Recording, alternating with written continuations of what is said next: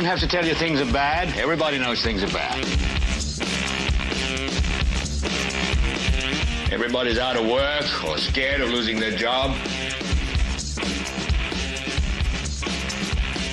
The dollar buys a nickel's worth. Banks are going bust. Shopkeepers keep a gun under the counter. Punks are running wild in the street. There's nobody anywhere who seems to know what to do, and there's no end to it.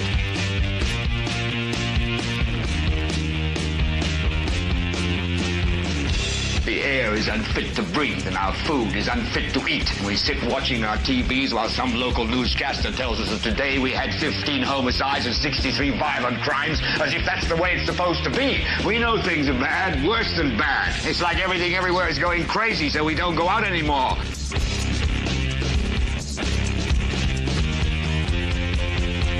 We sit in the house, and slowly the world we're living in is getting smaller, and all we say is, please, at least leave us alone in our living rooms. Let me have my toaster and my TV and my steel-belted radios, and I won't say anything. Just leave us alone. Well, I'm not going to leave you alone. I want you to get mad.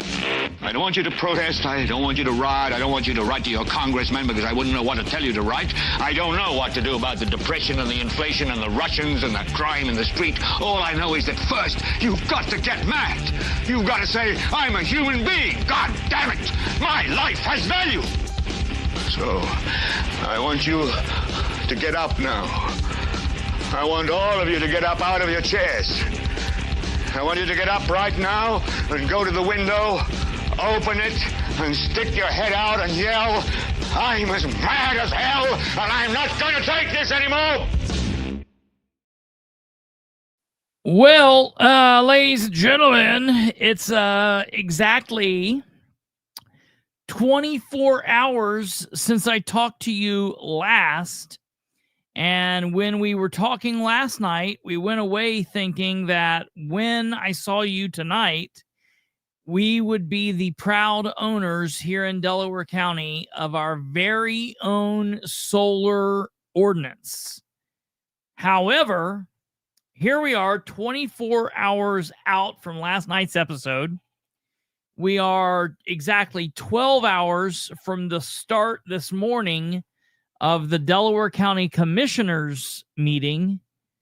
And no solar ordinance. All we got was coal. We got coal. We got a tabled ordinance. We got a tabled ordinance for language, or fuzzy brains, I think. I don't know. We'll talk about that here in a bit. Hello, everybody, and welcome to this Monday night episode of the Political Spotlight. I am your host, Kristopher H. Bilbrey. As always, producer Kate is at the controls, making the show as best as possible.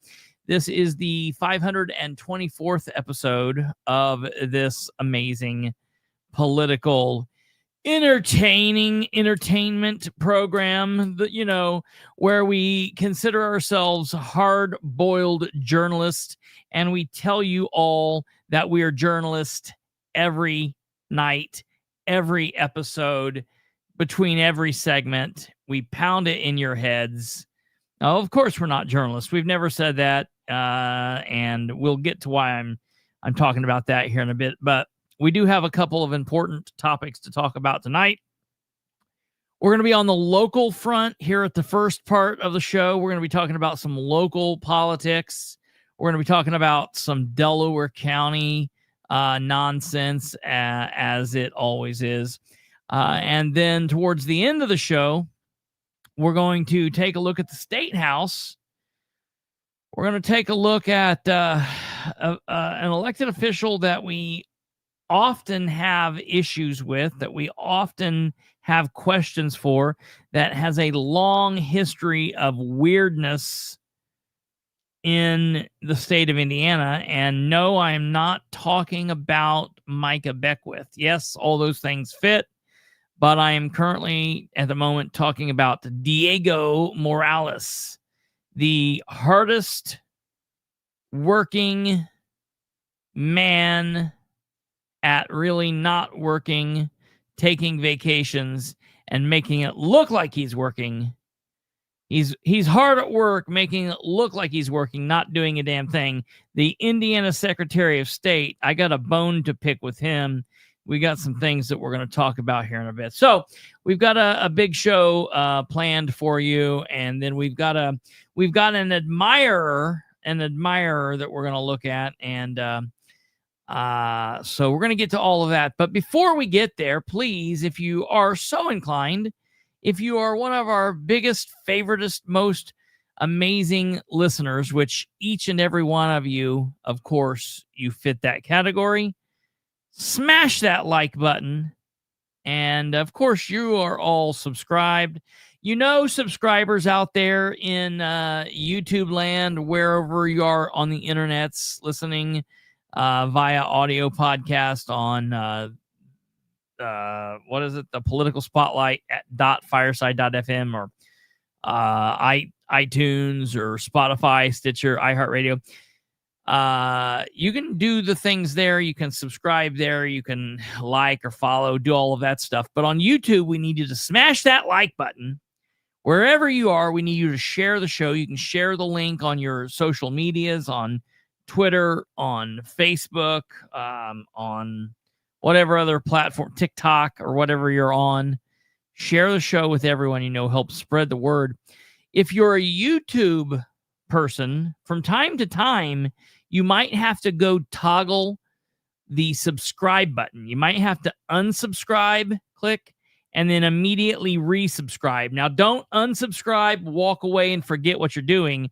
Do it all at the same time. Hit the unsubscribe button and then immediately hit the resubscribe.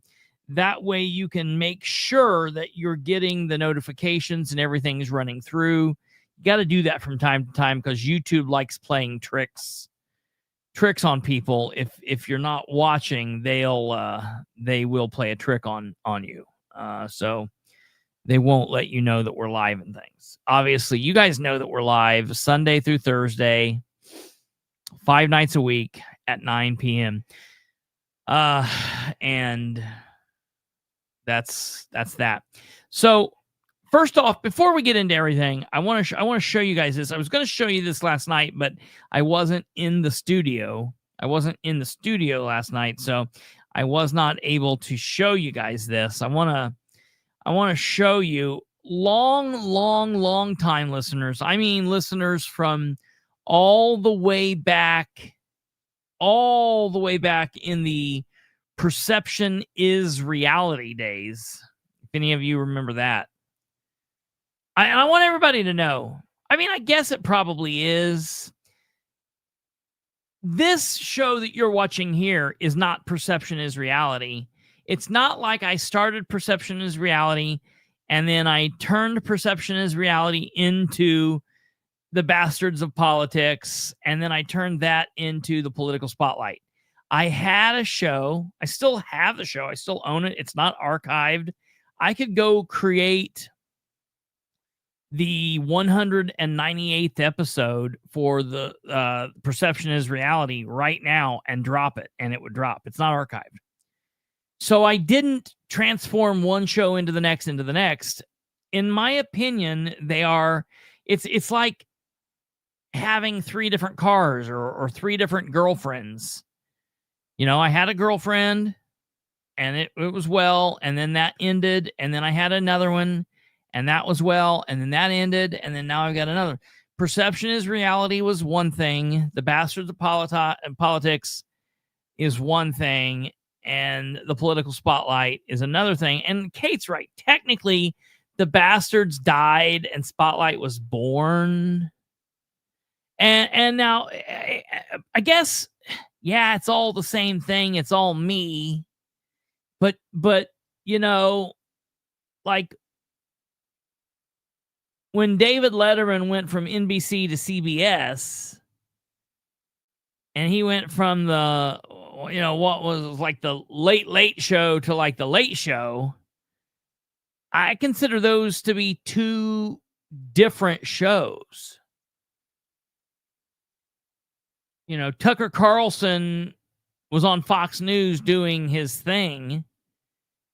And then when he was fired and he started doing his new thing, I don't consider that the same show. Same guy, same content, kind of, but he does new stuff, and we do mostly the same, but it's me, it's different stuff. So Here's why I'm talking about that. For you listeners from the way back, from all the way back, way back, you may remember this person. I don't know if you will or not. I honestly don't know. The person that you see on screen, I about didn't remember this person. It's real wild to even see this. So it's Stumblefoot. So I want to show you this. I want to show you this video and let you see this. This is interesting. This is an interesting situation. Okay, so that's not what I wanted to do. I just wanted to touch that and see what that was like. No, I don't want to do that.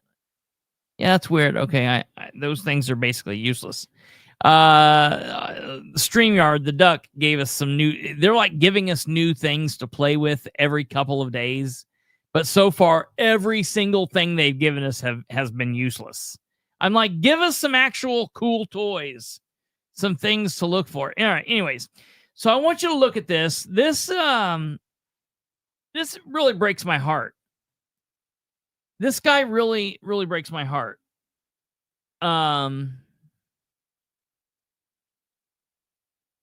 At the meth pipe, is that where it is wrong? Maybe, I don't know. Sorry, I was talking to somebody about something else off top. Anyways, so this person on this screen right here, his name on TikTok is Blue State 49.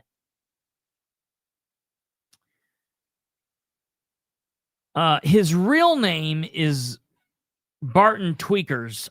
Barton Tweeters. Teeters? What's his real name? Teeters? Teeters. Sorry, I thought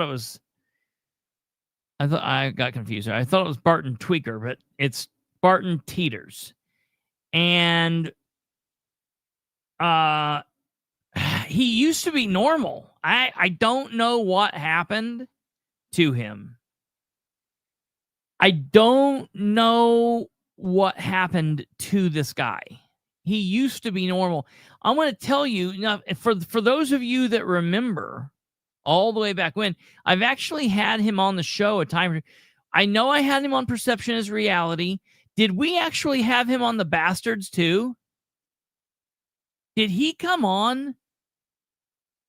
I think we had him on the Bastards early on. If we didn't, we were going to. He wanted to come. You remember he wanted to talk to us and come on and be like the liberal perspective. He was the Democrat chairman of the Randolph County Democrat Party. And, oh, no. Okay. It wasn't the Bastards. It was during the Bastards' time. Uh-oh, someone's telling me what we got going on here. What is, let's look and see what Admiral Eric is trying to tell us. We got a private incoming message from Admiral Eric here, and it said something weird.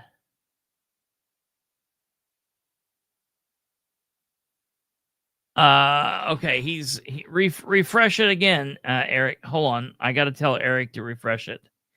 Can you message in that group and just tell him to refresh it? It's in the Bitchboard group.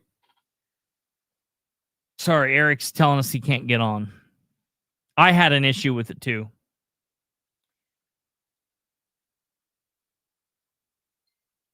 So, I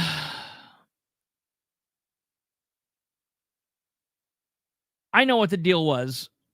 I had him on Perception is Reality. And then while we were doing the Bastards, I still did Bilbrey Live several nights a week. and I interviewed a group of Democrats, and he was part of that. So it was during the Bastards time, but it was Bilbrey Live, and so it was my show. It wasn't the Bastards. It was me, and I interviewed Joan, and I think you guys were up there. You guys were all up at Democrat headquarters. This is some weirdo that Kate brought into my life. Kate has brought in two weirdos into my life. She's brought in Brandon Rudd. I can't get rid of him. And Barton Teeters. And it's her fault. Her and her husband, it's their fault that I know both of these people. Brandon and... It's weird that it's both B names. It's very, very strange. Hello, Lucy. Welcome, welcome, welcome. A very intelligent libertarian mind, Lucy Brenton. Welcome, welcome. So, Mr. Barton was a Democrat, and I, as a right-leaning conservative libertarian or a libertarian-leaning conservative, I bounced back and forth. I gave him a lot of credit because he focused on the right things. He was not focused on worshiping the state-level Democrats and the national Democrats. He worked hard at filling the ballot locally in Randolph County, which was hard. It's a hard thing. And he worked on getting money into the party and doing good things. And I sung this man's praises. I talked to other chairmen all over the state, both Republican chairwomen, and Democrat chairmen and Democrat chairwomen. I talked to candidates about him. I talked to lots and lots of people about Mr. Teeters here. And I talked about how he was approaching a party chairman's position like it should be approached. And then he fell off the deep end. And he, like a lot of other people we've seen in the last several years, went wildly crazy, left-leaning, massively crazy progressive, eat the rich, kill their babies, doing all that weirdness. And so after last week's craziness where the appointed human rights president, the Human Rights Commission president for the city of Muncie, Stephen Knipp, after he called for more violence, and listen, violence could be me punching you. He didn't call for anyone to be punched. He wanted people to be shot and killed like Mr. Kirk. That's what he was getting at. He wanted people that disagreed with him to be shot and killed. He wanted violence. And I, along with several other people, called for Mr. Knipp's resignation. And if he wouldn't resign, I called for the council to remove him. And all of the Democrats in Muncie, the local Democrats, the council, they all called for his removal, his resignation. So it wasn't just mean old, righty Kristopher Bilbrey. Everybody was involved with it. Okay. But Barton, apparently he don't have TV. I don't know if he sold it for a fix somewhere or what he did, but he appears to have went way off the deep end with this and missed out Channel 13, Fox 59, Channel 4, all the indie channels also talking about this, and he wants to beat up on yours truly. And I want to tell everybody, he's not an elected official. The reason I'm being negative towards him and taking some personal shots and doing all the stuff, I consider him a politico. He's in the soup. He wants to be in the soup. He wants to be a part of it. He's a big boy. He's here. He wants to take shots. He's getting some shots back. It is what it is. They're all words. I wish him well. I don't wish any harm on him. I hope that he gets the help that he needs, whatever help that might be. But let's listen to this and see what the issues are here and see what he says. Maybe he's telling the truth. I don't know. I haven't listened to it in a minute.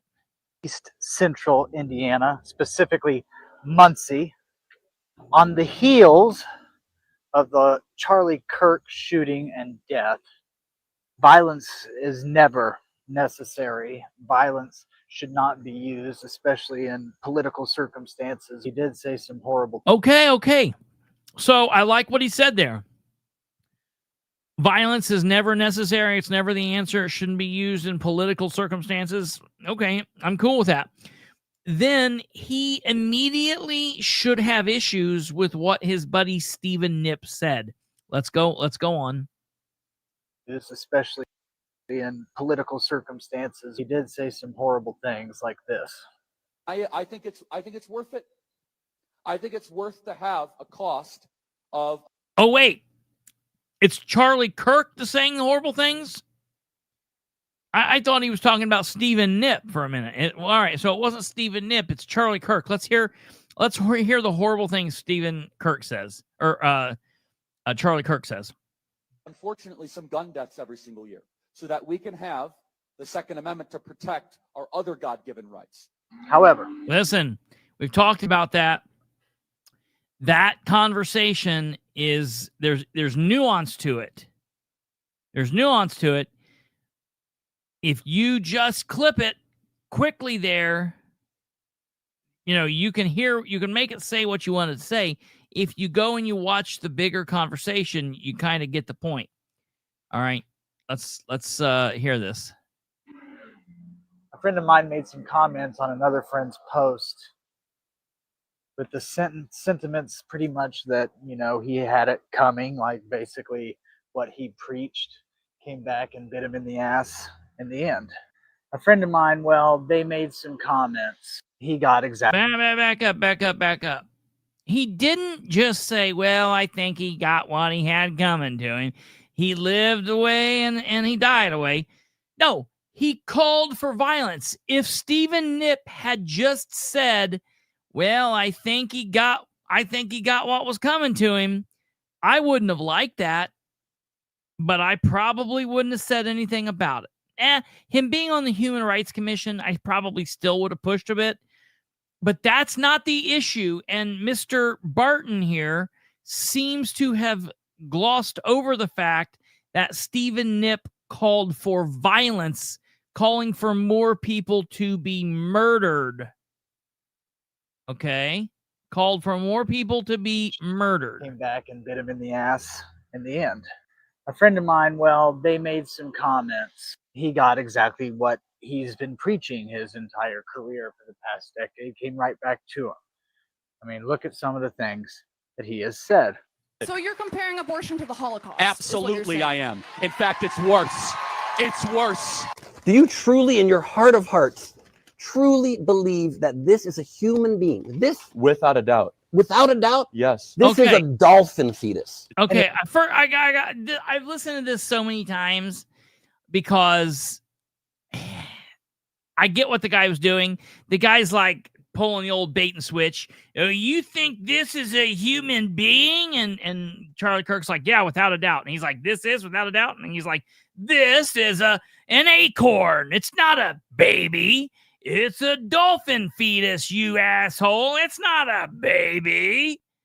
Well, you're not. That's disingenuous. The point stands. Okay, no, that dolphin is clearly not a human being. It looked like a baby. I could see somebody, Charlie Kirk's not a doctor. Charlie Kirk looks at a picture that looks like a baby at a month old or in the womb, or 2 weeks old, 3 weeks old, and he looks like something. He's like, yeah, that looks like it. The point still stands. If that guy wasn't an asshole and he pulled out an actual picture of a baby at that size, that's what Charlie Kirk means. A baby at that point is a human being. That's what Charlie is saying. The fact that guy pulled the bait and switch and had, a picture of his left foot or a dolphin or whatever, that's just, a gotcha moment. Aha, we've got you. So that doesn't matter. So that's interesting to me. But these are what he's putting up to show how horrible Charlie is. Okay. Do you truly, in your heart of hearts, truly believe that this is a human being? This, without a doubt. Without a doubt? Yes. This is a dolphin fetus. Anyway, my friend was the president of the Human Rights council in Muncie, and they made some comments online, which, you know, may have not have been the most professional, but everybody reacts differently to traumatic events. I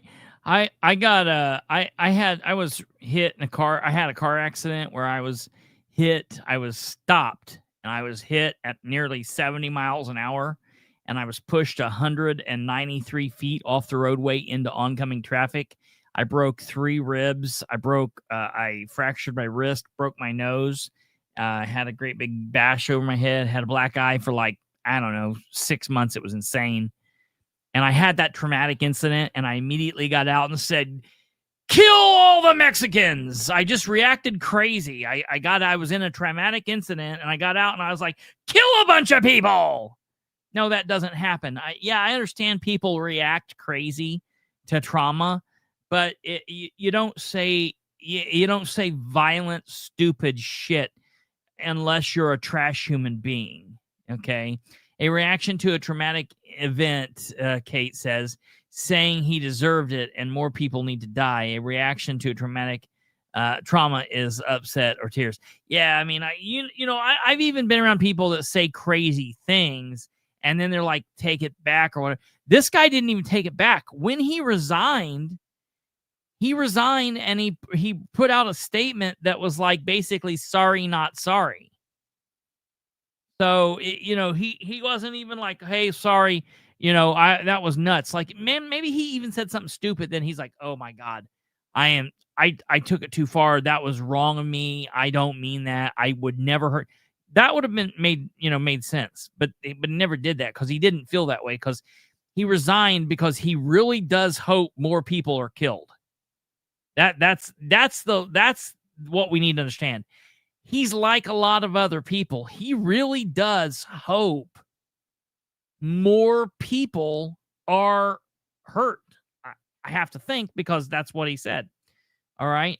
We'll talk about that here in just a second. Who's replacing the Woods is a local political commentary YouTube podcaster by the name of The Political Spotlight.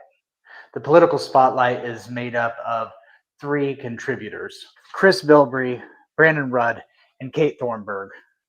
It's changed names a lot of times.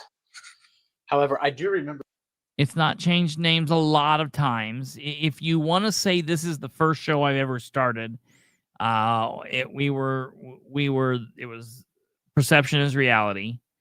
And I called the stupid thing Bilbrey Live when I would do the Facebook things. That was still Perception is Reality. It was just as offset of that. It was all Perception is Reality. I then did The Bastards of Politics, which was another show. And then that crumbled. It crumbled in July. Everyone knows the story of why that crumbled. We went our separate ways. We didn't see eye to eye with Josh. Josh didn't see eye to eye with us. He was becoming out of control. Things were going crazy. We didn't know what was happening. We knew, I'm not a doctor, but I think that there was some mental health issues there. He seemed very manic. He would be like bipolar like, and he would cycle between depression and mania. Again, I'm not a doctor. I'm not diagnosing him. I'm just telling you from being alive as long as I've been, I've seen people who've been depressed, and then I've seen people who have been manic, and that seems like what he would do. People don't know that behind the scenes, but that's what was happening. And then several months after we left and went our separate ways, I'm driving home to go live, and I get a frantic call from his wife that says, Josh is in jail. He turned himself in. He's been molesting my children for the last 5 or 6 years or however long he had been doing that. She lived with him, and she didn't know. She lived with him, and she did not know. Her son, the girl's brothers, lived with him and did not know. I didn't know. Kate didn't know. Brandon didn't know. And the moment we found out about it, we denounced his silly ass. We denounced that. We didn't even play the game of innocent until proven guilty because he went in and confessed. The police weren't looking for him. He went in and said, I did it. So, to hell with Josh. Take him to prison, throw away the key, do all that thing. I am glad that he's been convicted. I'm happy. Don't ever want to see him. Don't want to think about him. And listen, I'm not hiding anything. I'll own every bit of it. Yeah, we partnered with him. We did 30 shows together. He was a lunatic. We thought we could maybe teach him a little bit, guide him. We couldn't. He was uncoachable. He was a crazy person. He did some good things. He also did some really bad things. He was also very hard to work with, and he went off the deep end. And now he's in prison, and I'm happy for that. We didn't condone his behavior. Josh was his own man. Kate didn't condone his behavior. Brandon didn't condone his behavior, and they're completely out of it. And this is what pisses me off.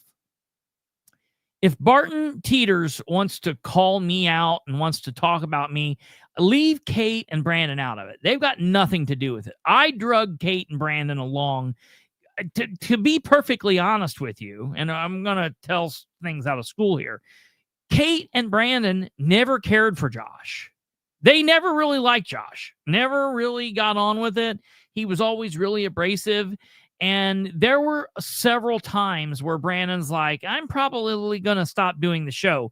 I kept pulling him back in because I too knew Josh was a lunatic, and I wanted the other normal person in the mix so I could have fun and we could bounce off of each other because I like Brandon. Brandon, Kate, and I are very similar in thought and in humor and things like that.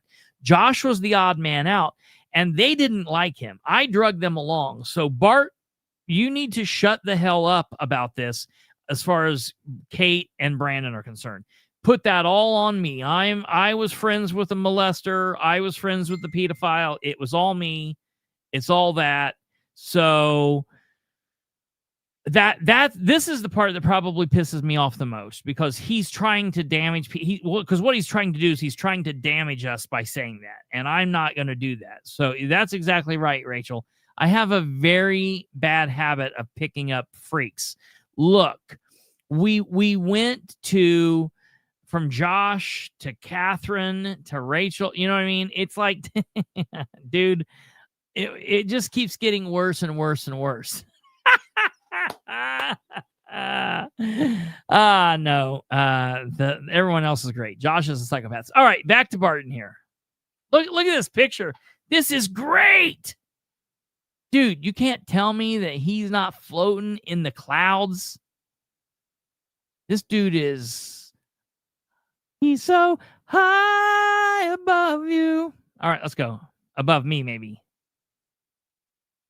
At one point, this man by the name of Josh or Joshua Kimbrell Let's go back. and Kate Thornburg. It's changed names a lot of times. However, I do remember at one point this man by the name of Josh or Joshua Kimbrell. He was a main contributor to this podcast. It was called something different then, and he was a main contributor. And no, Josh was not a main contributor. Josh would come on the show once a week and barely did that. Half the time he would be like squirrel and he'd run outside and do something stupid. He never brought topics to the show. He didn't, it was a battle trying to get him to bring shit into the show. You know what I mean? He is a known child predator in Randolph County. You can look that up. Out of all the topics that this political show could come up with, they decided to attack the president of the Human Rights Council in Muncie, Indiana. Out of all the topics of the tragedies that happened yesterday, from the out of all the topics in Colorado, out of all the topics in all the world, out of all the topics, how in the hell could I have just happened to stumble upon the one weird story out of this small little community? I have no idea where this dumbass community is. I think it's called Muncie, Muncie. And I found that this guy that was the president of this human rights commission in this town, Muncie, whatever state it's in, I found out that he said some really weird shit, wanting people to die because he knows they believe differently than him.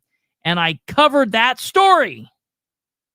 That's crazy how I would have, out of all the stories in the world, it's how I would have stumbled upon that. It's crazy. It's crazy. A show that primarily does local politics. It's crazy that that story would come up. They decided to go after a person who dedicates their life to human rights, disenfranchised people in the LGBTQ community, and our trans youth. They posted a podcast that was a hit piece, and it caused them to step down and resign because they didn't want any negatives that organization. We posted a hit piece. I haven't went back and watched, but I'm pretty certain that out of the entirety of the show, I'm pretty certain. Let me see here. Let me see if I can find it. Okay. Let's see how long I talk about it.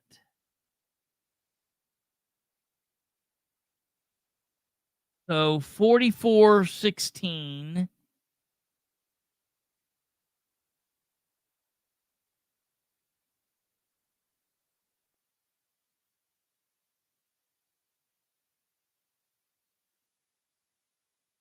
Let's see.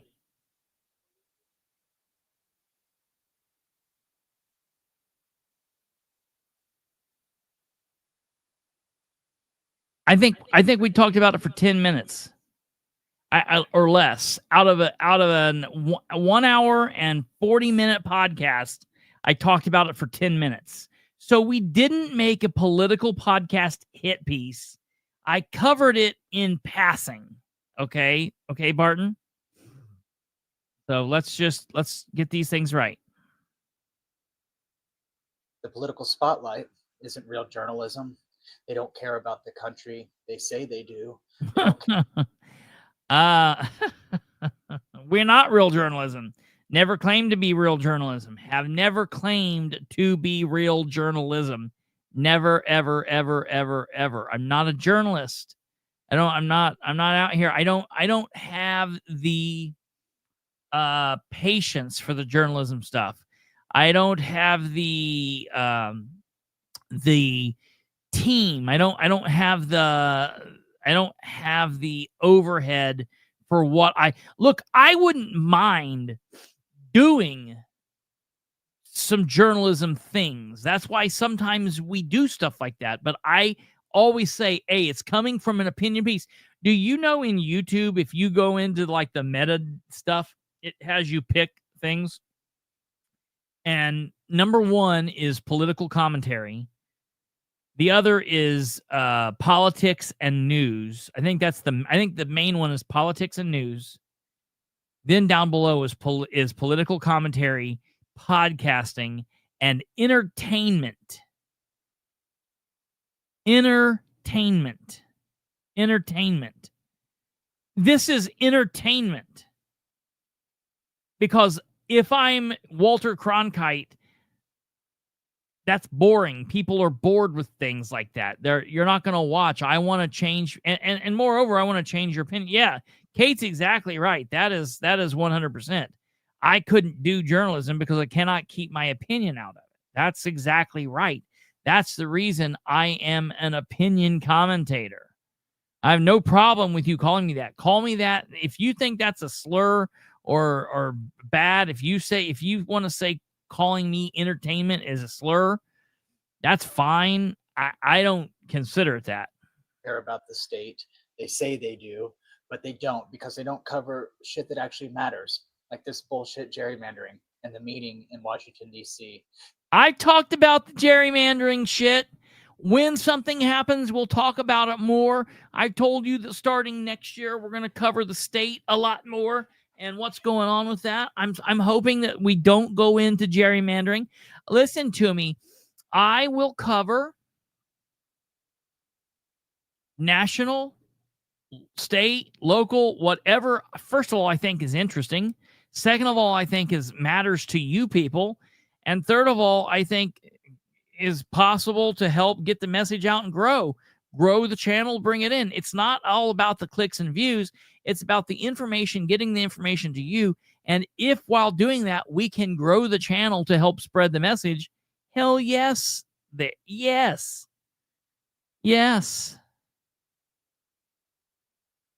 Hey, Bree, you're right. You're right, Bree. They don't cover the fact that the president and his regime is sending troops into American cities. They don't cover any of the atrocities being committed. I don't cover anything. Independent. I don't cover anything that he thinks is interesting or that he likes. Hey, Barton, pick up your camera and cover it, bro. You got a mouth. But they're not. They're right wing. They're bootlickers to a authoritarian regime. Troops into American cities. They don't cover any of the atrocities being committed by the people they defend. And they try to say they're independent, but they're not. I never said I'm independent. Matter of fact, people try to say that. I think Rachel just said that about me the other day. No, I'm not independent. I've never said I'm independent. I never said that. Two things I will always say is I'm not a Democrat and I'm not independent. I might have beliefs that people would say would be independent. You people might say, well, man, he'll bash the Republicans and the Democrats. Man, he's middle of the road. No, I'm not. I believe differently than them, but I consider myself to be right on the spectrum. I'm definitely libertarian-ish, conservative-ish. I've not figured it completely out, but that's what's great. I don't need to put a title on me, okay? Rachel is clearly friends with human. Oh, yeah. Is clearly friends with the right wing. They're bootlickers to a authoritarian regime. They also have connections to a known child predator, but to go after somebody who is leagues above them when it comes to protecting human beings and helping people who actually need help is disgusting, and it's wrong. If you did listen to him, it'd be a good idea to stop, since it's not real journalism and it's solely entertainment, which is a fraud, because that's not what they claim to be about. Anyway, thank you, Stephen, for all of your hard work. That was truly, truly unfair, what they did. They're hypocrites, plain and simple. And it was all for likes and views. And I'm sorry that you got caught in those crossfires. Okay, story time for... I love it, man. It's comedy to me, man. That is amazing. So I made a video correcting his thing and put it forward. It is what it is. We put it out, and it's got some views. I don't really care. I think it's funny. I don't think he got the reaction that he wanted to get. It was like I corrected the record in his comments, and there were a couple other people that commented, and it didn't go the way he did. And then I think he I don't know what happened. Something happened, and he got tired, and he went on, I think, something else. So it is what it is. I thought it was very interesting. But, yeah, it's always interesting out there to see what goes on in Never Never Land. That's definitely what's going on over there. Okay, so moving on, we're going to go to the Delaware County Commissioners meeting. Delaware County Commissioners meeting today. They met, and there were. I didn't see that you did that, Bree. That's hilarious. I'll have to go back and take a look at that. I'll have to go back and take a look at what was going on there. Hold on, you guys are saying. What are you guys saying? Tell me what you're saying. This is a moving train here. We don't have. We run right over. What are we waiting for? Saying wait. What are we waiting for? I always forget what kind of a delay is actually between me talking and you guys typing. I always forget. While you're typing whatever I'm waiting for, I'll go ahead and set this up. That'll give me time to set it up, and it won't make it feel like delay of game for me. It's a delay of game for you because you told me to wait. She said wait, then her phone died. She's never going to come back. That'd be hilarious. Are you talking about LaRue? Are you talking about in the commissioners meeting? Now, to me, well, we'll go back through it. I didn't hear that the sound went dead. I heard the video went dead. But we'll take a look at that. Meg, are you coming back with something, or are you just saying wait, and then did you just give up? What's happening? I'm moving on if you're not telling me. Pull this thing off. Whoops. Well, LaRue, we'll look at that together because I don't, in my, from what oh, you've already posted it. I don't know what you said wait. I got this, wait, but I didn't see anything after that. You put the, here's the last thing I saw. You posted this. We exist. Yeah, that's his other thing. Yes. And then you posted this. The eyes always give it away. The light was, oh, no, it was Stumblefoot. And then you posted wait. So I don't get it, but I'll have to go back and read that. All right. Okay. Delaware County Commissioners meeting. The big thing for this commissioners meeting was that, in my opinion, the biggest part of this commissioners meeting was the Solar Ordinance. Now, for those of you that have been living life and life's been hectic, so you don't recall, you can't remember, the Delaware County Plan Commission had a great big meeting. It lasted for 4.5 hours out at the Delaware County Justice Center on Tuesday, August 12th, 2025. The meeting started at 6 p.m. and it didn't get over till nearly 10. And they let everybody talk and they went through things. And at the end of the night, the Planning Commission passed the ordinance with a favorable recommendation by a vote of 8-1. That means of their 9 people, all 9 were present. 8 of the plan commissioners voted in favor of the ordinance and sending it to the commissioners with a favorable recommendation. And that happened on Tuesday, August 12th. Okay. I want to go back and look because what that means, the very next week, on Monday, August 18th, the commissioners met. And I said, I didn't think that they were going to get it in time for the commissioners for them to talk about it on the 18th and for them to vote. Well, when the meeting came on the 18th, they didn't vote on it, but they did talk about it. And I assumed, well, that'll be easy. It'll go for the meeting, the next meeting, which would have been Monday, September 1st, but because that's Labor Day, they actually met on Tuesday, September 2nd. And I figured that's when they would hear it.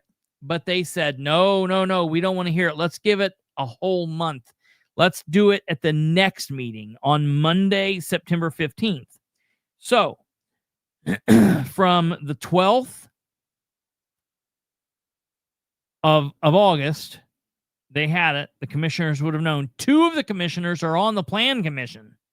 So 2 of the commissioners are on the plan commission, Brand and Henry. Brand and Henry. And then on the 18th, they said, well, let's not hear it at the next meeting. Let's hear it 2 meetings from now, which was Monday the 15th. That's today. And so from all of that time, 34 days from the 12th, they've had time to fix the language, fix any confusion or fuzziness whatsoever in it. And they didn't manage to do that. They couldn't manage to get it done in the time that they had. Sale. These properties are deed sale properties, correct? I want to take a listen to this. Ask that we discretionary use and to absorb those costs. We're charging enough. is Okay. Those lists are about those 2 lists. Times about AEP agreeing to pay and potentially paying the minimum bid for these properties. Okay. But we need the list to see if they're even available. Mm-hmm. Right. Okay. Can you provide that? Mm-hmm. Okay. Yeah. Well, hello, John. Happy Thank you. birthday. Yeah, thank you. I make a motion, we put it back on the table. Second. A motion to table this again in a second. Roll call, please. Commissioner Reagan, Yes. Commissioner Brand, Yes. Commissioner Henry. Yes. All right, we'll go to contracts and agreements for approval, the strategic energy audit. Commissioner Brand? Yeah, so talked about this just in passing a couple times about AEP agreeing to pay for an energy audit of the county's buildings, specifically the county building here, the Justice Center, the Health Department, and the highway garage. We'll start there, but we would eventually do all. Basically, this is an approval, a customer participation agreement. We've met the program eligibility, so all that work's been done. If this board approves the customer participation agreement, then we'll sign it. And then Mr. Chambers and I will get with Yes, Lou. American Electric Power and Clear Result and get this kicked off. A motion to approve this in a second. Next, we have the marathon contract in Delaware County. The Planning Commission, and I think Kylene. Okay, here we go. Yes. Any comments or questions? I'm gonna pass him and come back if he should. Yeah, he said he was coming back, so we'll bypass Brad. We don't have any ordinances for first reading. We have ordinance 25-19, ordinance to amend the ordinance regulating traffic on certain public streets in Delaware County. So this was introduced at the last meeting. This is the second reading. I don't have any comments or questions. So move. I'll second. And let me be clear, these are the ones concerning truck traffic down around 400 South. Okay. And a second, roll call, please. We received some feedback, a couple recommendations from American Electric Power went to, we received some Solution, Commissioner Brand, yes. Commissioner Reagan, Yes. Commissioner Henry. yes. Next, we have ordinance number 2025-20, being a resolution of approval to amend the text of the Delaware County Comprehensive Zoning Ordinance regarding solar energy. So late in the week, we received some feedback, a couple recommendations from American Electric Power went to the Planning Commission, and I think Kylene sent those to us. Is Kylene here? Kylene, do you wish to speak at all on this? If you don't, that's fine. She did receive those as well as us. Kylie and I have been discussing this. I would like a little more time to review this. I would also like, we still have to work on the property value guarantee language. And quite honestly, before I vote on this, I would like all of that in this agreement.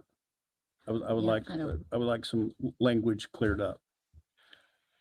I don't disagree. I want to clarify a few things for the public because a lot of people are here today to listen to this. The stuff that American Electric Power is wanting is specifically around substation setbacks, poles and underground wiring, fencing, and commercial battery energy storage systems. And they basically don't want this ordinance to set the rules for their own projects that are not related to solar projects. So they're asking to delineate between. That doesn't make any sense to me. I don't know what AEP is doing, because in my mind, if it doesn't have anything to do with solar, then it doesn't have anything to do with solar, and it won't have anything to do with the solar ordinance. So this is very strange to me. What's going on here? A solar project and their own project. That's number one. And the clarification on the property value guarantee language is not necessarily to change it, but to clarify it. Per, I believe Maura Hoff spoke at a previous meeting and asked for some clarification on a couple things. And the property value guarantee is only to clarify. Correct. Okay. Clarify what? Clarify what? Speak it out, son. Clarify what? You can't leave us hanging like that. I am going to shoot an email out to him. I was going to do it earlier, but I got tied up with a phone call. I will send out an email asking them exactly what we are clarifying. I'm very interested about what we are clarifying. I'm concerned about that. I want to know. I don't want them to just say, well, we're going to clarify some things. And then we get here and we don't know what they've clarified. And it's, something hinky. Not saying they are going to do that. I'm just saying, give us more information. Listen, no one is ever going to bitch at you for giving us too much information. I promise you that. With regard to the consideration of the ordinance, according to the statute, you can accept the ordinance as written, you can reject it as written, you can modify it and send it back to the Plan Commission for consideration, or you can conduct another public hearing and consider it at a later date.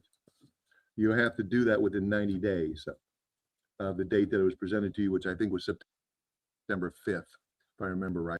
Well, we're well within the 90 days, but why? I mean, why are we talking that long out? Why could they have not got this shit ready by today? What have we been doing? This is a big deal. So if you want to modify it, you can modify it. You can table it and modify it and send it back to the Planning Commission for consideration. So do we consider September 5th the official certification date of amendment? That's when I received it. Is that the date I asked you, Colleen? Is that the date that you're considering? They can't ever get that girl's name right. Well, we have time, and it's. I'll be honest with you, it's not correct, or it's not complete in my opinion. Right? What does that mean? It's not complete. It's a little fuzzy. What does that mean? It's not complete. It's not correct. It's a little fuzzy. That sounds like something that the public should be aware of, that they should be letting us know. And they're like, well, we're not going to be changing too much. We're not going to be doing anything that would make it go back to the Planning Commission. Well, I want to know. Yeah, right, Kate. That's a really weird statement that they both made. I would like it completed before we shit. We've waited this long. I want to complete it. Yeah, but my question is, why was it not? the clarification of the property value guarantee and consideration for American Electric Power's clarifications. That is correct. I'll make a motion to table. Second. We have a motion to table and a second. Roll call, please. Commissioner Reagan, Yes. Commissioner Brand, Yes. Commissioner Henry. Yes. Okay, we have resolutions for approval. We have a resolution of Delaware County. I'm just Delaware very County disappointed. I'm very disappointed in the way that they didn't explain that. Well, now we're going to jump forward. And listen, there are some other interesting and important things. If you want to go back and watch the meeting, it's there. You can go back and watch it. We're just hitting the solar points of this. And I am going to write an email out to Brand and get a rundown on what exactly it is that they're fixing, what's fuzzy, what's not completed, what has to be completed, what's not correct. Those statements are weird, but I want to show you something. Yeah, this is it. Kate is exactly right. Just keep kicking the can. The longer it takes, the less a chance that solar can come in, which that's true. I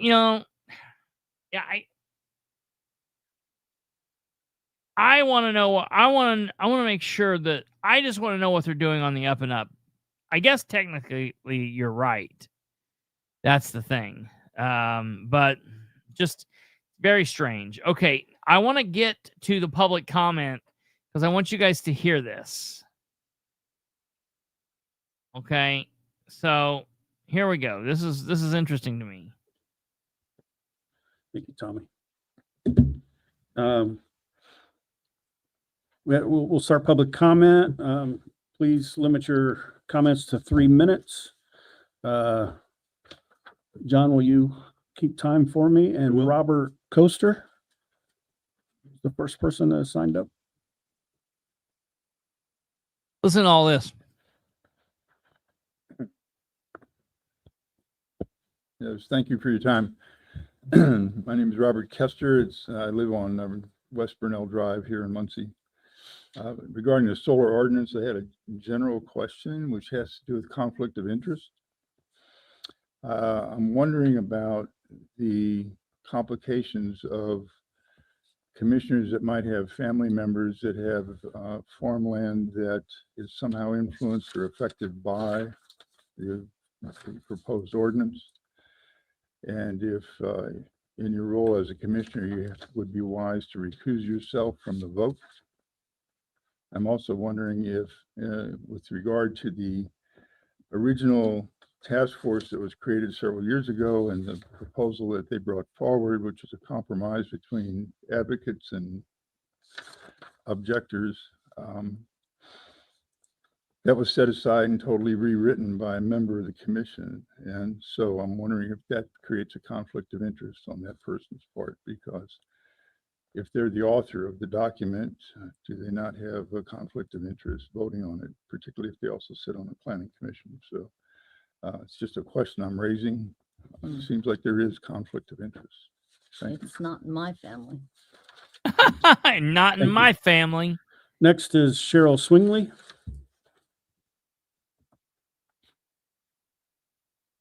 Cut a bunch of amendments out of the group of minds. Right? Yes, you're right. Cheryl Swingley, Delaware County. As we're still waiting for an ordinance to be passed, I would always just like scares to the hell out remind of you me. that if you accept this ordinance, you're probably going to reject some good paying union jobs that I estimate would probably be about $52,000 a year. And I want you to keep that number in mind, 52,000.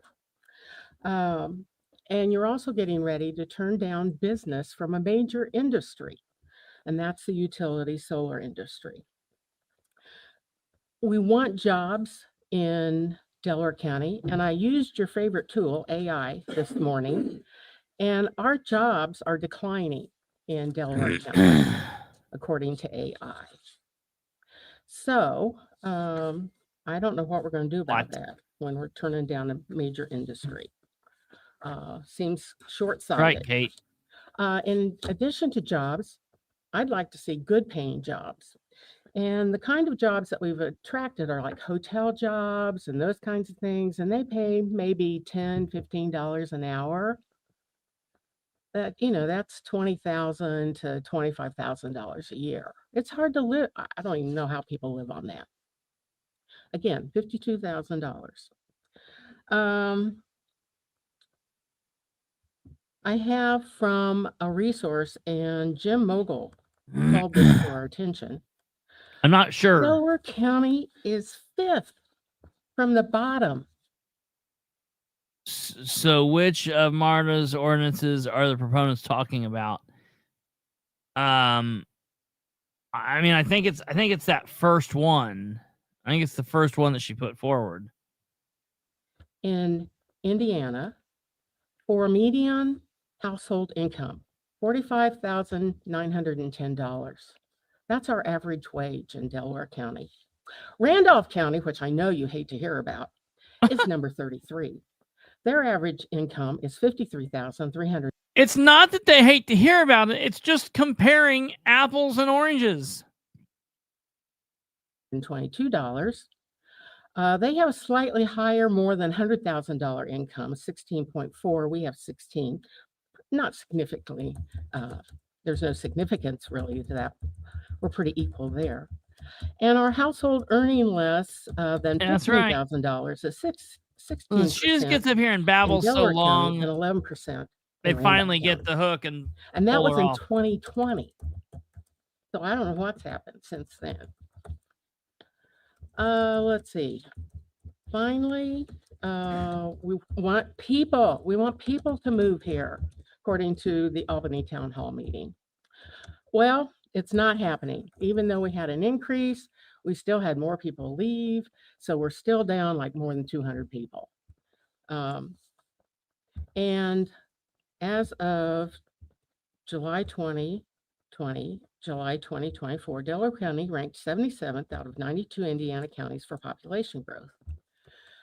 Wow. Okay. Our air pollution is bad here, and mainly it's because of Indianapolis and Carmel. We get lumped into that. What the hell, dude, is she talking about? Although I will give kudos. I'm going to show you who she is. Promote drinking tap water. It's probably safer than bottled water. But we've got some problems with some of our ditches. Thank you, Cheryl. You're welcome. Appreciate it. Thank you. Listen to Jackie her talk Sheets. and imagine the SpongeBob lady. Listen. Let's see. Finally, we want people to move here, according to the SpongeBob Town Hall meeting. Well, it's not happening. Even though we had an increase, we still had more people leave. So we're still down like more than 200 people. That's who she is.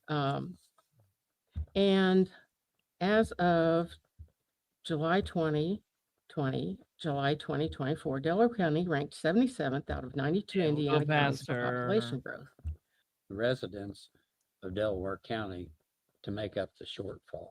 I think this guy wants it. So in our county. Okay, this guy's against it. He gets out there and he's against it. I always like this. Listen to residents. This is a Doug Marshall. I know several Doug Marshalls. That is a Doug Marshall. It's been extremely dry lately.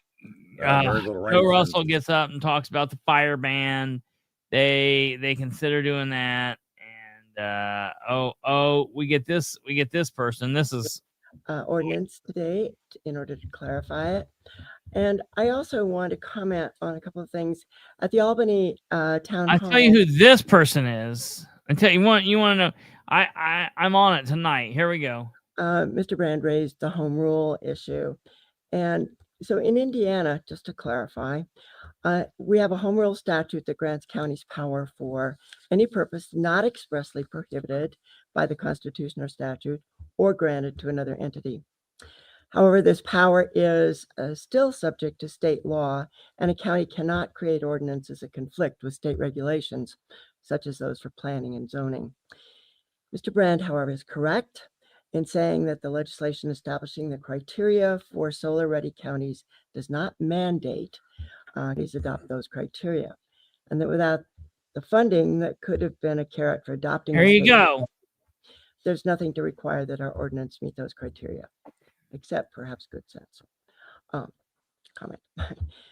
Only humans have politics for two reasons. Remember in Opinionated Dracula, and he you're had that people. bun We that think our would opinions roll are down preferable into to that others' hair. opinions. Hence, Ugh. the primary purpose and challenge of politics is to keep the peace among such creatures living together. This ordinance will not achieve that goal. Unlike the ordinance this one replaces, the process for developing this ordinance was not transparent. Despite Mr. Brandt's multiple individual conversations with constituents that he has reminded us about, the document reveals that he has listened predominantly to those opposed to utility solar. Distaste for the process. Yeah. Listen, you know what this is like. I'm not a hunter, but I know about this. I know Admiral Eric. I know about this, but I'm not a hunter. But you know, when for those of you that are hunters, you'll know what I'm talking about. You're going out and you see your deer, your buck, and it's like, oh, it's got big horns or antlers, or I'm whatever they are. I'm a city guy, and you shoot it and you take it down and you get down from your tree stand or whatever, and you walk up to it, and you got a perfect kill shot, but it's still kicking. It's doing those. It's like it's in the death throes. It's like its last beating of life. It's kicking and trying to stay alive, but it's just that's what we're watching right now. These people are in the death throes. They're trying to keep it going, but there's nothing. It's up. It's you fought a fight. I'm just not a hunter. Where did she get her data on medium income?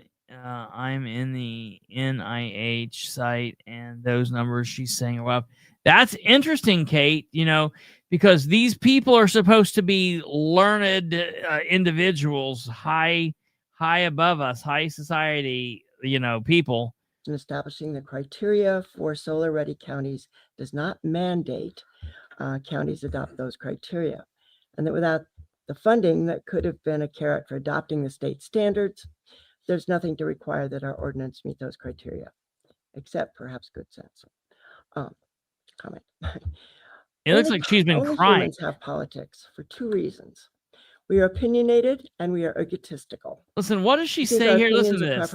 This is interesting. At the Albany town hall, Mr. Brand raised the home rule issue. And so in Indiana, just to clarify, we have a home rule statute that grants counties power for any purpose not expressly prohibited by the Constitution or statute or granted to another entity. However, this power is still subject to state law, and a county cannot create ordinances that conflict with state regulations, such as those for planning and zoning. No. Mr. Brand, there's no crying in baseball. Isn't that sounds just like Tom Hanks? That's how you say it. There ain't no room for crying. This is a blood sport. Correct. In saying that the legislation establishing the criteria for I had the beard last night. Does not mandate counties back adopt and look. those criteria. Delaware County without household median the funding that could have been a carrot for median adopting the state income, standards. There's nothing to require that our 56,932. ordinance That's meet those criteria, except perhaps good sense. Comment. Only humans have politics for two reasons. Only humans have politics. For two reasons. Let's hear what these two reasons are. Does she tell us that only humans have politics because we're the only creatures that have brains and do what we do, live in societies like this? So what are we saying here, Kate? You said Delaware County family median income. Yeah, so the NIH breaks things down to a median family income, a median household income. Okay. And they're two different figures. I'm not sure what the difference is between them, but I looked at both of them because I wondered where she was getting her number. And for Delaware County, it says the median family income is almost $72,000. In Randolph County, it's like $1,200 more. It's 73.1. That's interesting. So you said Okay. it's Randolph County's only $1,100 more? Yeah, like $1,100-$1,200 more for the median family income. And then when we look at the median household income, let's see here. So Delaware County is, I lost it. There it is about 57,000, just under 57,000.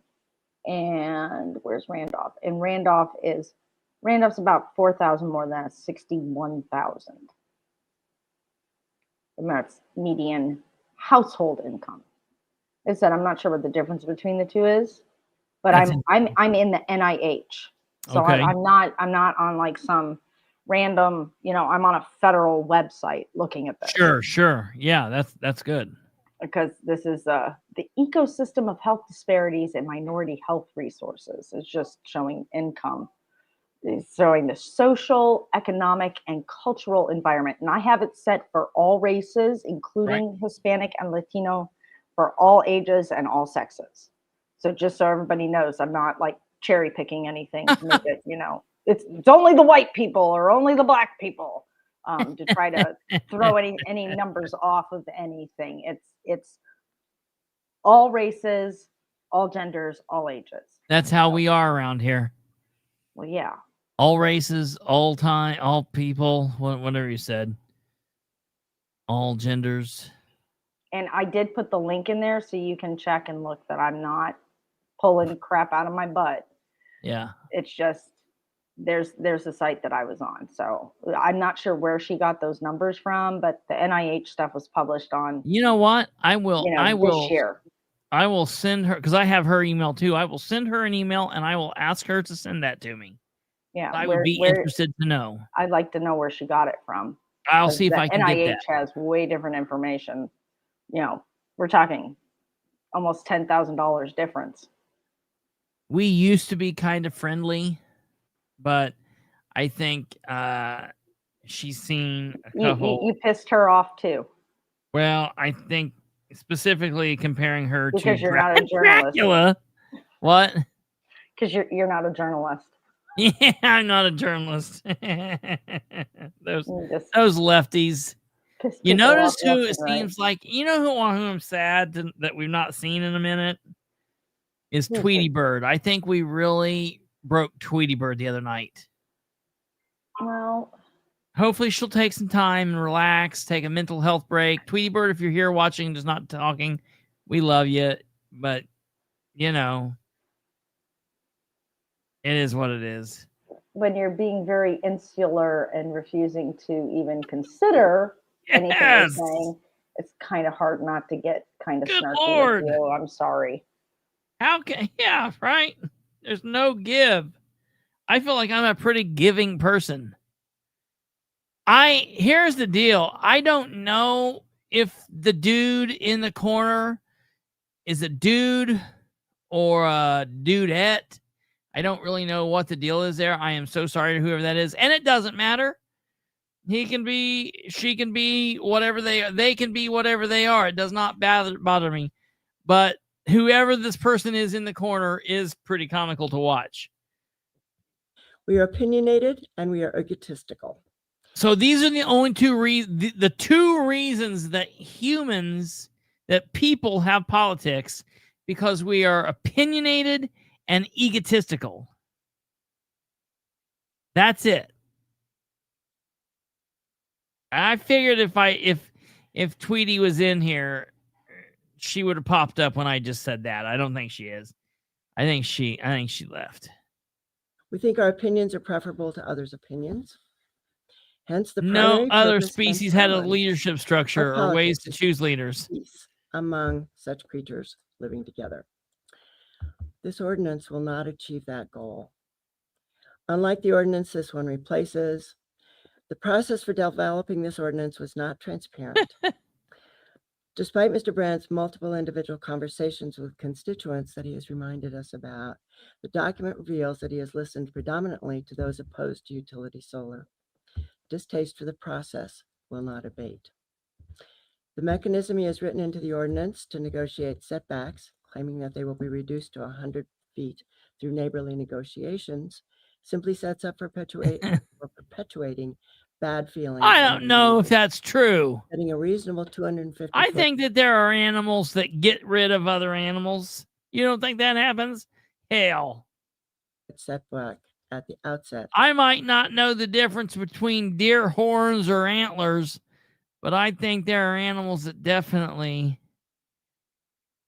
Rather than an unreasonable Eric. setback with an unlikely sweetener would have been more honest. I appreciate your consideration of possible changes in the ordinance.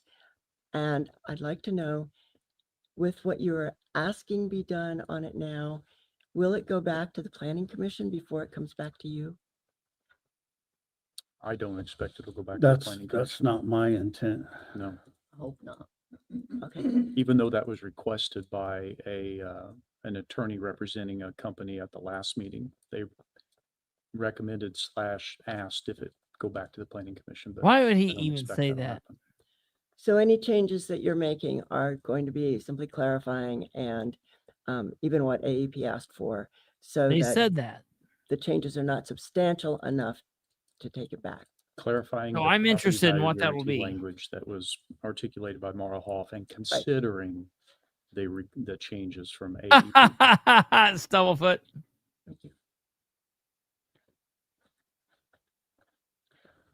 Mr. Steve Hines?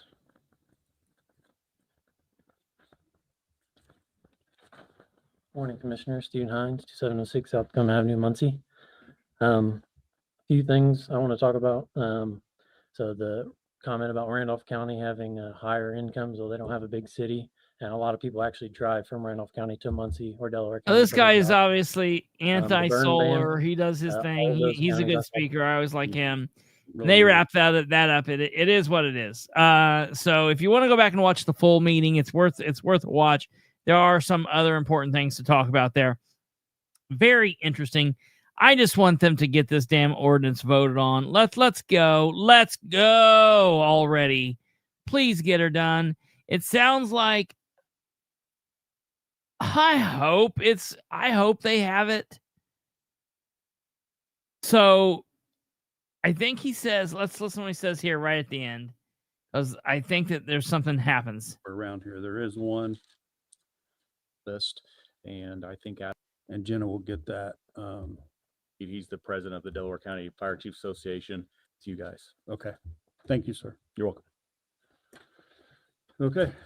No other comments? I would entertain a motion for recess. So moved. Second. A motion to recess and a second. Roll call, please. Graham. Oh, I thought he talked about it already. One more item of Right here. business. I am not going to be available for our next meeting, which should be 6th. Monday, October 6th. I would request that we move that meeting to Tuesday, October 7th. If you guys would. I'm open. No, absolutely. I prefer you be here. So could we put that in a motion? So moved. Second. Okay, we have a motion to move our next I meeting. prefer you be here. to- Why? Why? Stumblefoot, that is my concern, man. That is my concern. Because I still stand behind my opinion that voting and passing this ordinance is the nail in the coffin for industrial solar in Delaware County. I'm so scared that something stupid is going to happen, but I don't know. We'll see. Time will tell. Now, my question is, their next meeting is supposed to be Monday, October 6th. He can't be there. They're moving it until Tuesday, the 7th. That shouldn't have anything to do. That means the ordinance everything they should be talking about on the 6th should just go. But it seems like when they do things like that, they move the big things to the next meeting. I hope this doesn't get moved till the 3rd Monday in October. If it does, I am going to go out of my mind. Megan, it's an industrial solar ordinance, kind of like what they're fighting for in Madison County, and they've been fighting for in different places. It's going on right now in all over Indiana. The ordinance that they're getting ready to pass basically makes industrial solar projects in Delaware County difficult, and they won't happen. The solar companies don't want this ordinance passed. They want them to redo it for various reasons, and there's a lot of citizens. The majority of the citizens do not want industrial solar in Delaware County. Oh, okay. It's kind of hard to read sarcasm through text. So that's it. That's it for that. Crazy deal. October I'm 7th. disappointed they didn't deal with it today, but yeah, you know, it's not the first time the Delaware County Commissioners have disappointed me. You know what I mean? All right. From there, ladies and gentlemen, from there, we've got to talk about something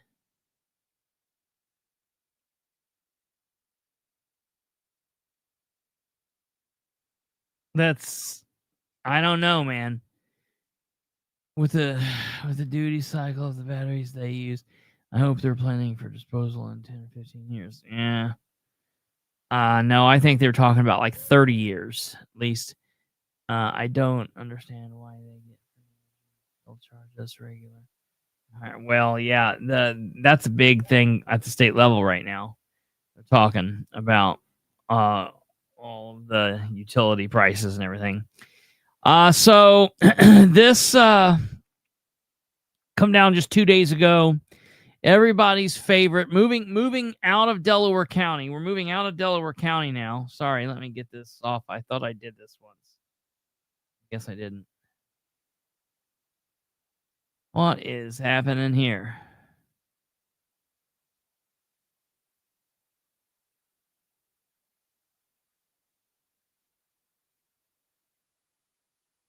What are we doing?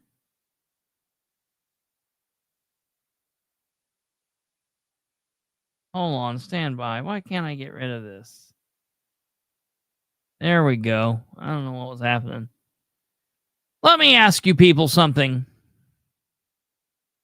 Let me ask you, do you like the background? Do you like the background? Or would you prefer it like this? I'm going to ask you guys right now. Would you like it like this? And then I could put on a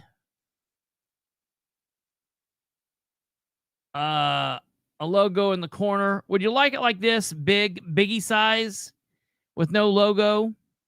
Are you like it like that? Or do you like it like this? What are we doing? Why can't I get rid of that?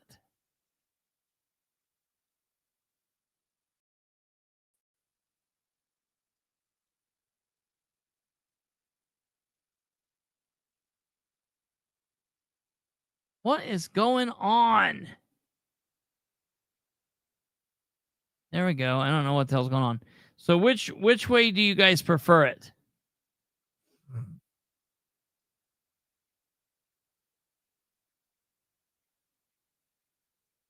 Which way? Put a Trump flag in the back. I could put it in the background. I prefer the background. Kate says she prefers the background. Okay. I just wondered. I like it like it is now. All right. Okay. Okay. So moving on to the State House. Sorry, that was a little weird there. Moving on to the State House. This came out Friday.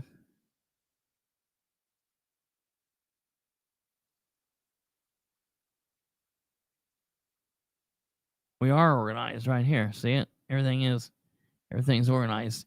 This is wonderful organization. And for people who's talking about all this stuff here in the background, all that stuff there in the background, that's all records. This is filing cabinets and boxes and totes of records. It's years and years. everything back here behind me is politics. It's all my life in politics. You guys would be shocked if you knew what all this shit was back here. Absolutely crazy. I don't need it scanned. I need it all back here in these organized filing boxes right where I know where it is. It's all perfect. It's wonderful. Anyways, okay. So going on at the State House, Indiana Secretary of yeah, it is. I'll tell you. Yeah, those pictures back there. My grandmother draws and paints these pictures, and I put them up on the wall like a proud parent. I have her sign and date them. They're great. I love it. It's amazing. I have all them. I have all the Epstein files. Okay. Secretary of State Diego Morales. Let's talk about that nut job. Indiana Secretary. I want to know what you guys think about this. I want to hear. You're all from, well, a lot of you are from Indiana, so I want to know what you think about this. I want everyone in the comments, and some of the ones that are hiding that aren't in the comments. I want to know what your thoughts are on this. Secretary of State sends every registered Indiana voter's personal information to the federal government. Indiana Secretary of State Diego Morales said his office provided the personal information of the state's registered voters, nearly 5 million Hoosiers, to the U.S. Department of Justice. Morales said he's complying with a letter from Donald Trump's administration sent in recent weeks. The U.S. Department of Justice has sent letters to many, if not all, states in the last few months asking for officials to turn over voter roll information. A few weeks ago, Morales said attorneys in his office were reviewing the request. Now he says he's turned over all the personal information to the DOJ. Everything we do has one purpose: to safeguard Hoosier elections and ensure only U.S. citizens are voting in our elections, Morales said. The information turned over to Trump administration includes names, addresses, driver's license numbers, and the last 4 digits of the voter's social security numbers. It does not include voting history, so they say. Other states have refused to turn over the information, citing privacy concerns. I want to make sure that our election process is as secure as it possibly can be. And when I was younger,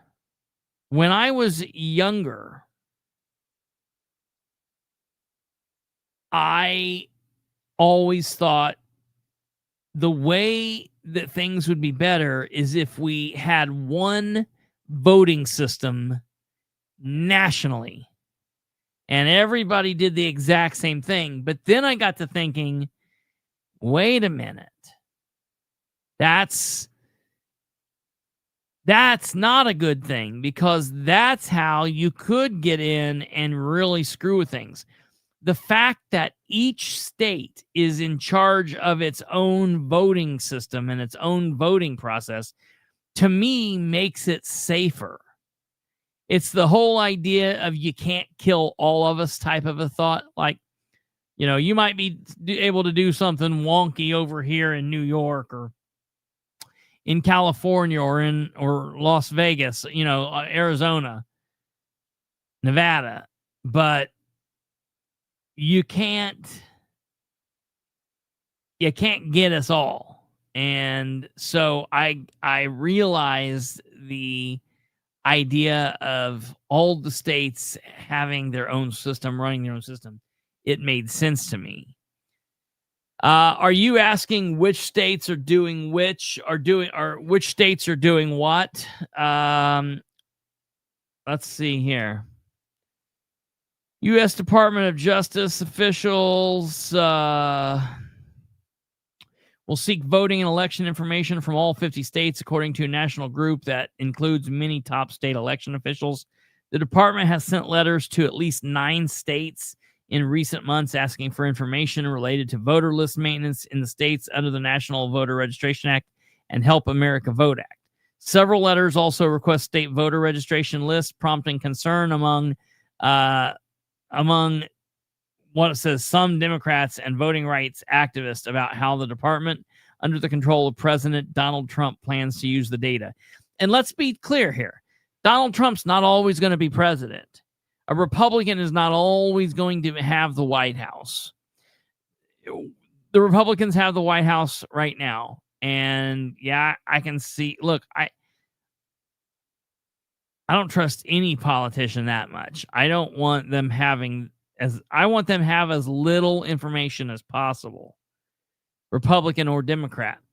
And okay, we're on the side of the good guys now. The Republicans have the White House. We're good. But one of these days, the pendulum's going to swing the other way, and we're going to be the odd people out.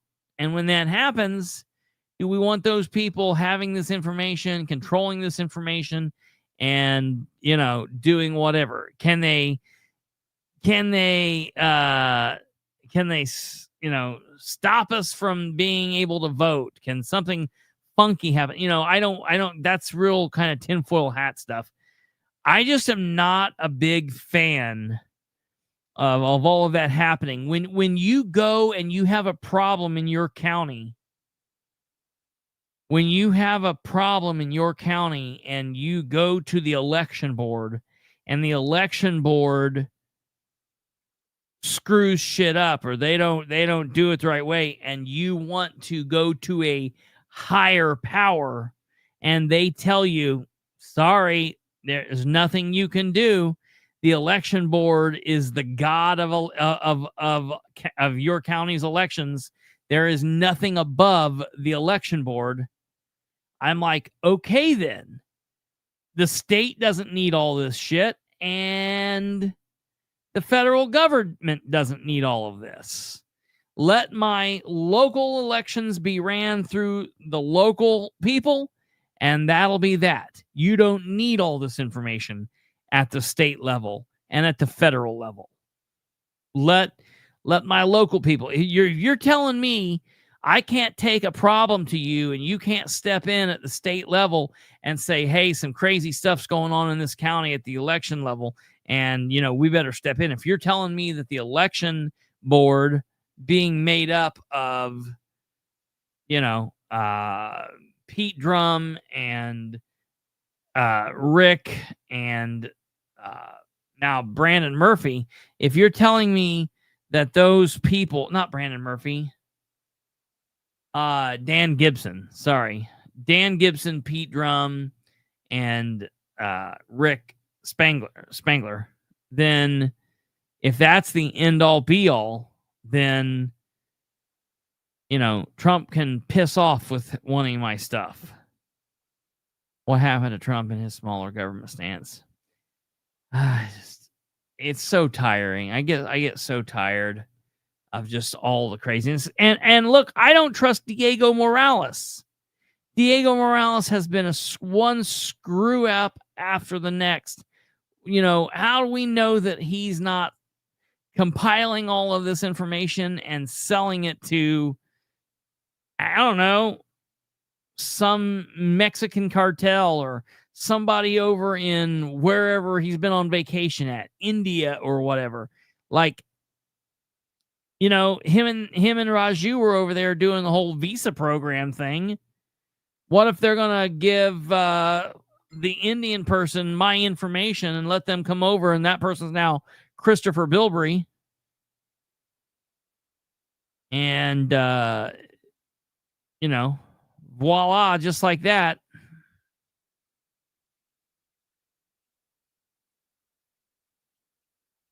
You send me something?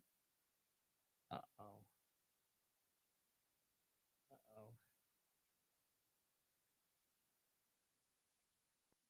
Let me see what you sent me.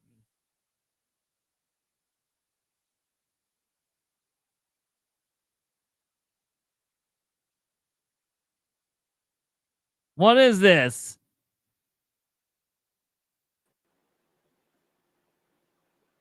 What is this?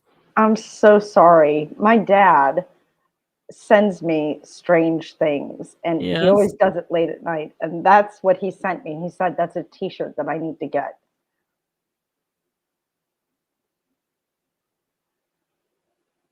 I was dying down in the comments. I had to share it with Kristopher. I'm I sorry saw it. for I was like, interrupting the show, No, I was but like, what are you doing? I was dying. That is amazing. It's a picture of a rooster, and it says F-CAW-F,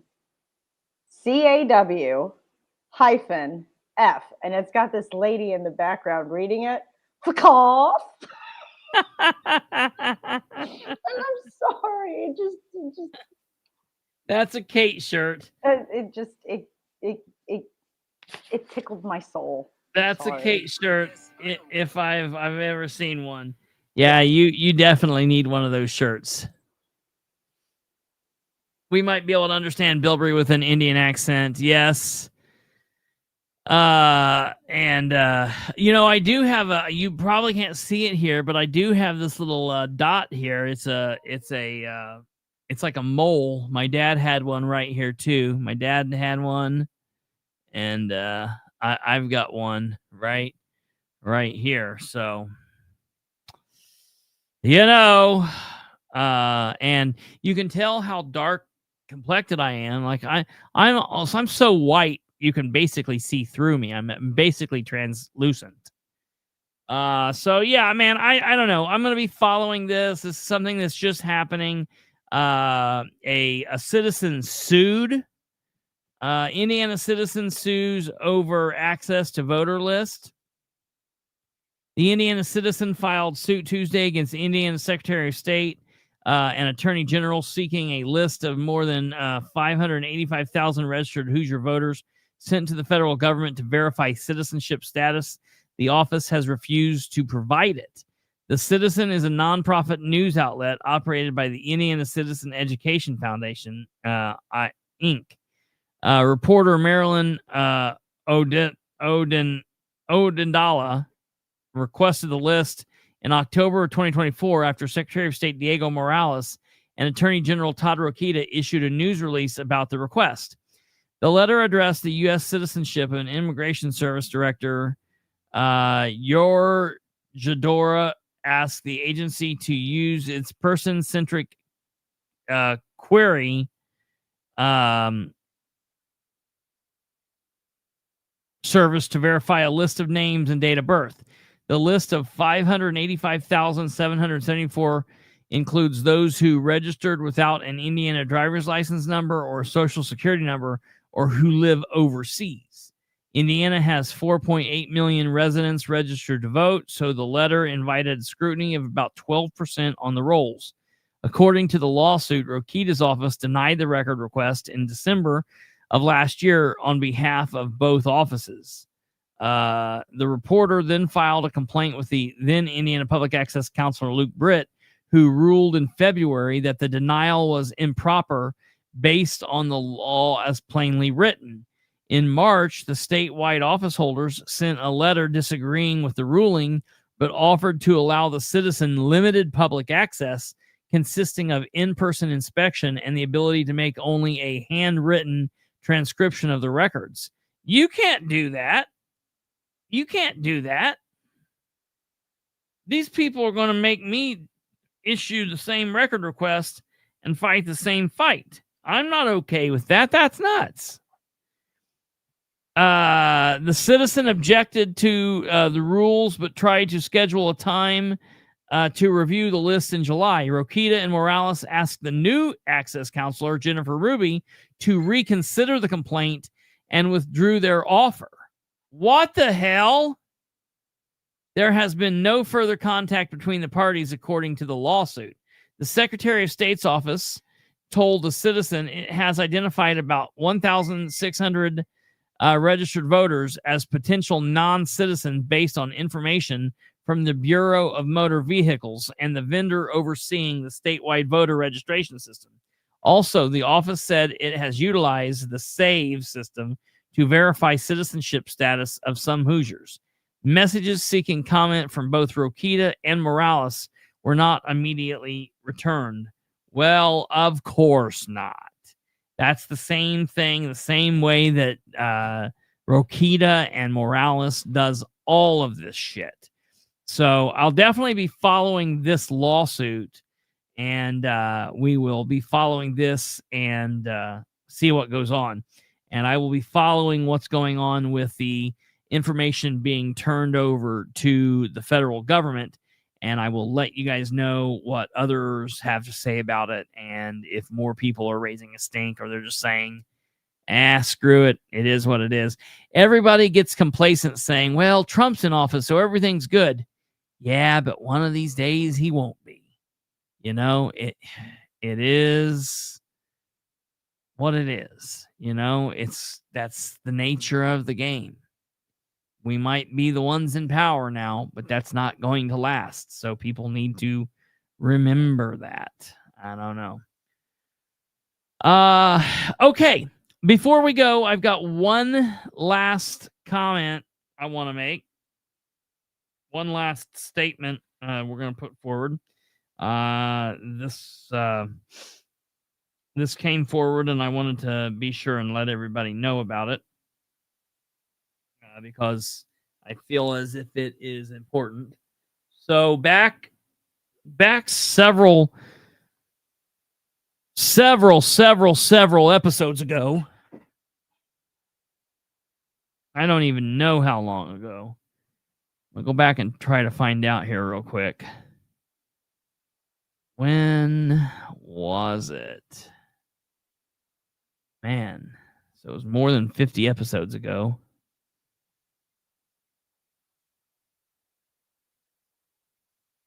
Let me see. When was this? No. It can't be that long ago. Hold on. I'm scrolling. Oh, yeah, I guess it was. Episode 417. Episode 417. It was originally aired on March 27th. The episode 417 was generic cola and Twinkies in the upstairs basement. Everybody remember that episode? You remember what we were celebrating with all that generic cola and the Twinkies? We were celebrating the fact that we got the we won. Well, I received correspondence from my attorney on last week.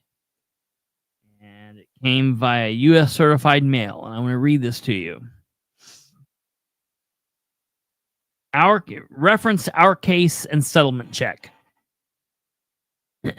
Dear Chris, I hope this finds you well. Enclosed, please find your settlement check in the amount of... Sorry, hold on.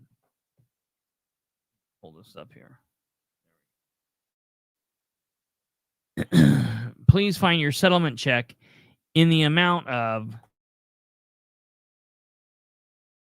0 cents.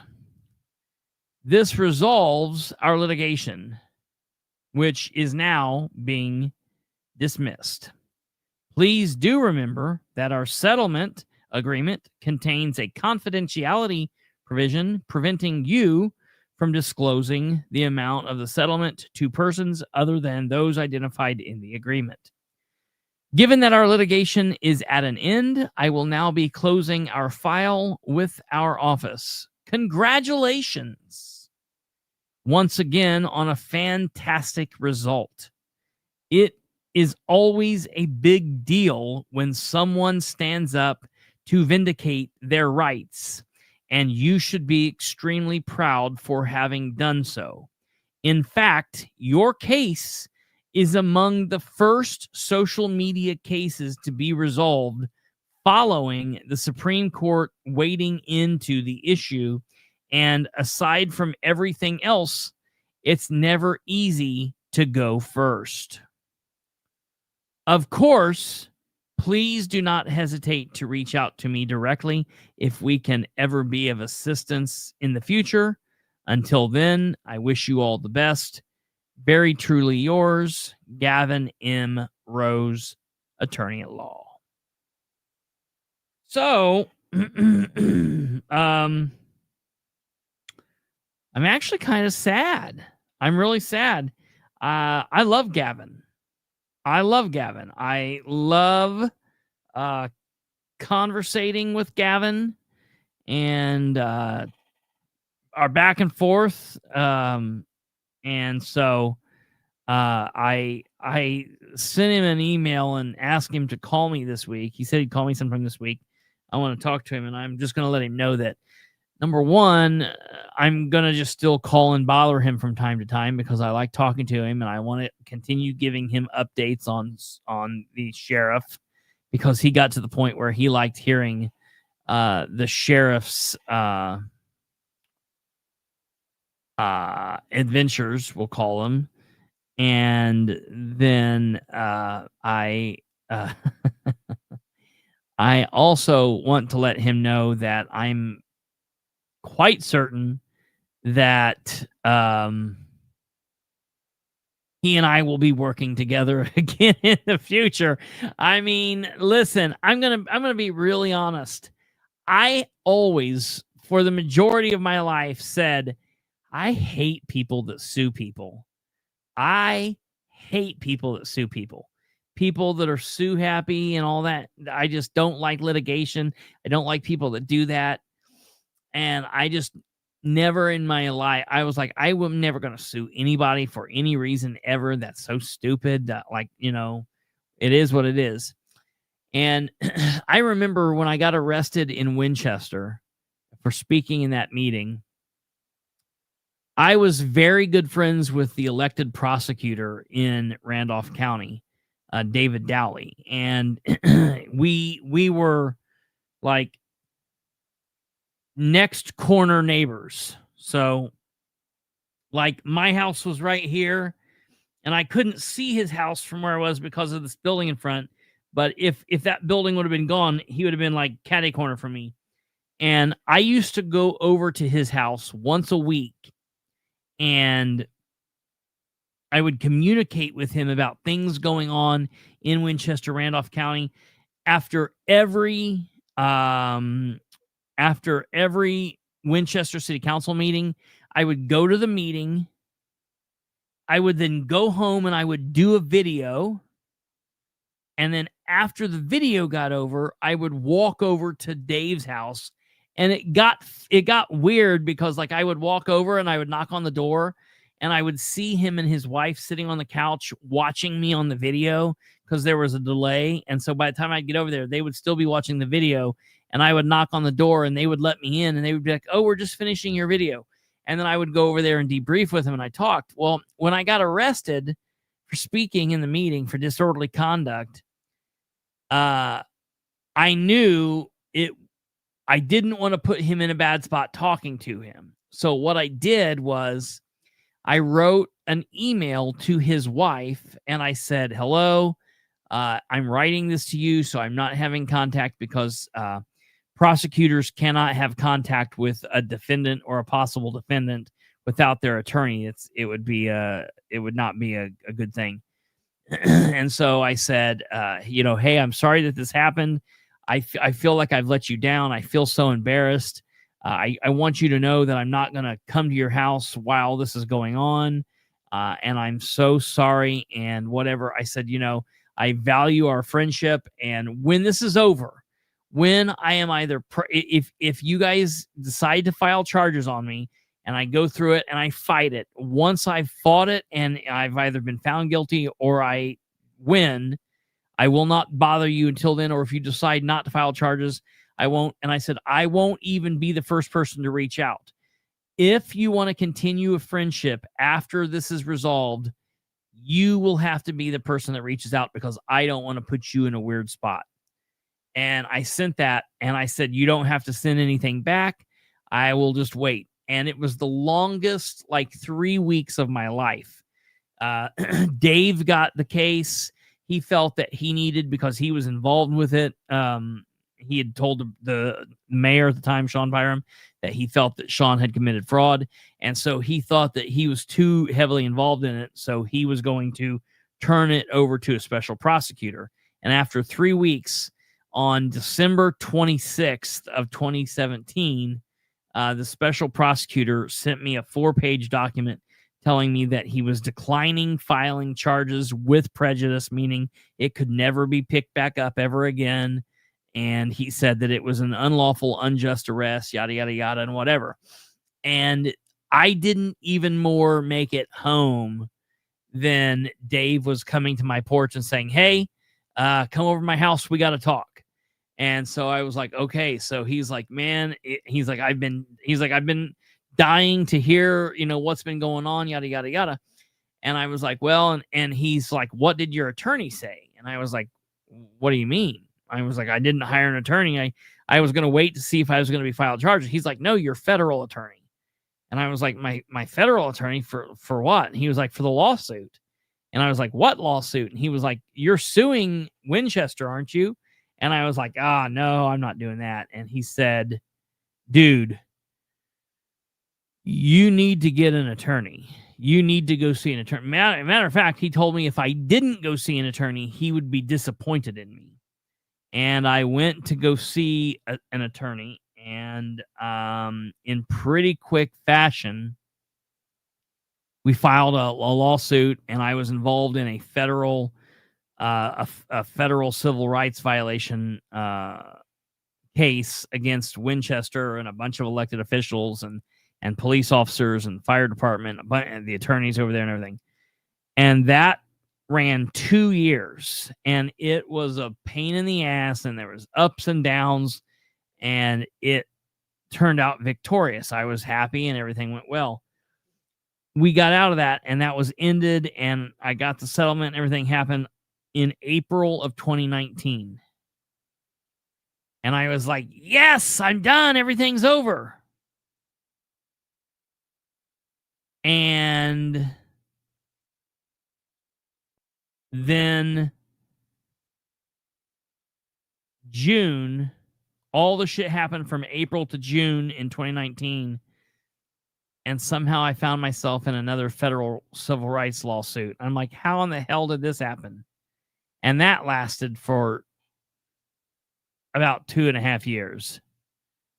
And then I just lived life, and then somehow this bullshit happened. So I'm assuming that given what I do, it's probably not the last time. I don't look to do it, and I don't want to do it, but I will not have my rights be violated, and neither should any of you. So just a story to keep in mind, whether you hire an attorney and do it that way, or you go through the ACLU, or whatever the deal is, there are avenues for people to take, and you should always fight for your rights. So, all right. Yeah, I'm going to be doing that soon. There's obviously a hold, but I will be doing that soon, probably after I get back from vacation, but I will definitely be over there. All right, ladies and gentlemen, that's going to do it. Hey, thank you very much for tuning in, watching. Please smash that like button before you leave. Do not roll out of here before you give us your thumb. That would be fantastic if you would be so kind. Thank you for everything. Hey, also, remember, we are getting closer to the drop of episode 001 of the Bilbrey and Clark Show. It drops Saturday, September 27th, 2025 at 3 p.m. That's 11 days, almost 10 days from now. There is already content going up. There's already content going up, little shorts and things over at the channel. So if you go over there, you can already see some content. And you can find that there at youtube.com/@Bilbrey Clark Show. You can also find the audio podcast, bilbreyclarkshow.fireside.fm. You can find us on Facebook, facebook.com/Bilbrey Clark Show. on x.com/Bilbrey X Clark. And then, of course, the email at bcshowdump@gmail.com. Getting nervous yet? Oh yeah, it's going to be great. We got a great couple of episodes for you guys for the first couple of weeks. So, all right, you guys take care. God bless. Have a great one, and we will see you back here tomorrow. Good night and goodbye. God bless you. Goodbye.